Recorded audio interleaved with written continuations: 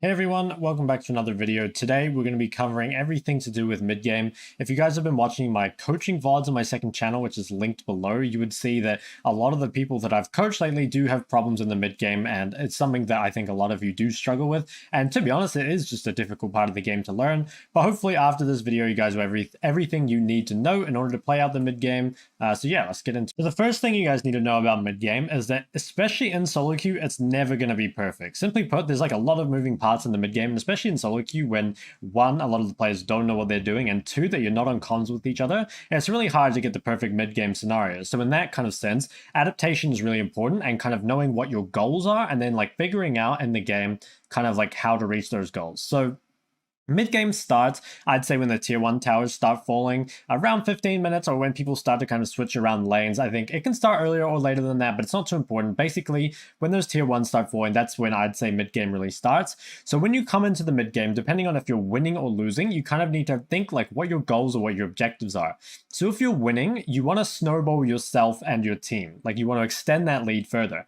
So for snowballing yourself, this is stuff like getting as much like gold and XP for yourself as possible. That can take the form of like pushing a lot of waves, like farming a lot of waves by yourself, taking jungle camps, taking towers. There's a lot of ways to snowball yourself. It can even be like catching people in the side wave. It can be like killing people in the jungle. There's a lot of ways to snowball yourself, right?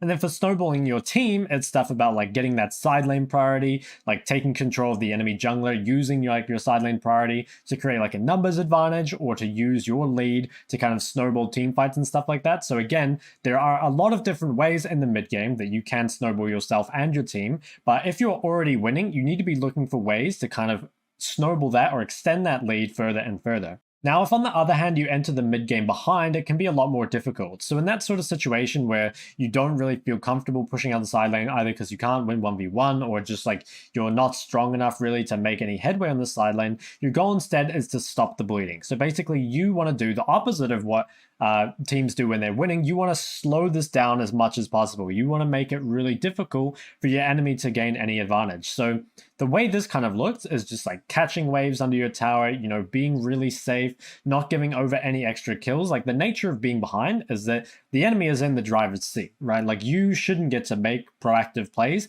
but you can make reactive plays. And more importantly, you can make sure that the enemy doesn't just like get a bunch of advantages for free. Especially in solo queue, the enemy team will always make a mistake. So a lot of the time in mid game, especially if you're behind, you're pretty much just waiting for that. You're trying to just slow it down as much as possible, not create a chaotic game, just keep farming at the tower, keep catching waves, and not really give over any extra gold. Finally, when you enter the mid game, you want to think about your champion specific goals. So there'll be some champions that really just want to team fight. There'll be some champions that want to like catch people in the jungle. There'll be some people that really just want to spam push the side wave.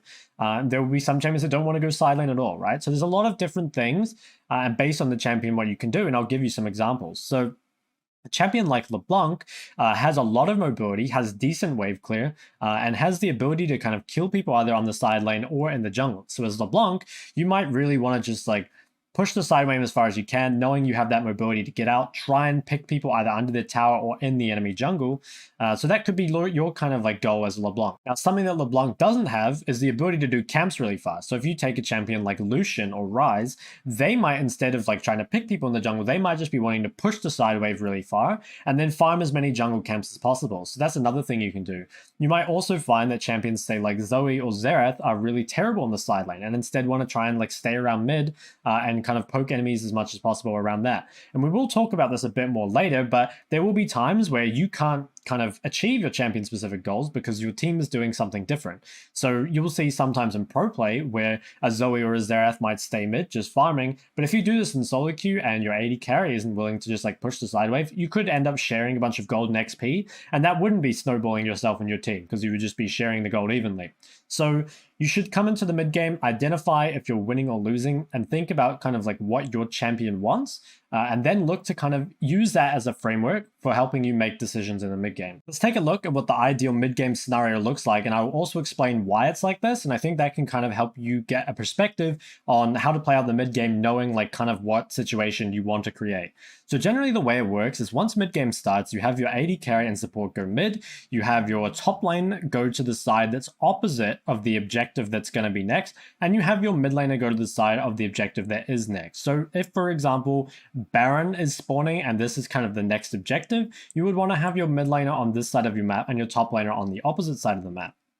Likewise, if it were instead Dragon that was spawning, you'd want to swap the other way around with your mid laner in close proximity to Dragon, and that basically means that your mid laner is close by to contest. The jungler's role in mid game is a bit more flexible because they still have to farm their camps, but normally the jungle will kind of clear their camps towards the strong side. So in League, there's a concept of strong side and weak side, which is pretty much just kind of what side you're playing towards, what side has the vision, which side has more players on it. So if, for example, you're playing towards Baron, you're dropping all your vision up here, everyone's kind of playing around this, then top side would be your strong side. So the way junglers normally play in the mid game, they clear like from the weak side to the strong side. So that means that when they finish, they're clear, they're on the top side and ready to pressure the map. So if, for example, top side is your strong side, you're playing for Baron or you're playing for tier 1 or tier 2 or something, you'll see the junglers start out, clear their bot side camps and path up and then be able to pressure up here. There are a couple other things that change how your ideal mid game looks, so I'm going to go through a few examples.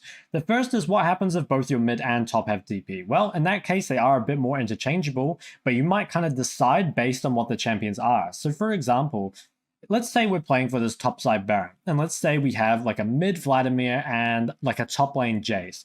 So in that sort of situation, we actually might want to change this. And the reason is Jace is much better at playing strong side towards the objective than Vladimir is. Jace, he's not a very good weak sider. He's very easily dived. He can't like clear waves on the tower very easily. Whereas Vlad is extremely hard to dive, and also Vlad doesn't really have the tools to accelerate, kind of the same as Jace. You're not really going to have Vlad like diving towers unless he's really far ahead, whereas you will definitely have Jace like creating a lot of priority and starting to take towers.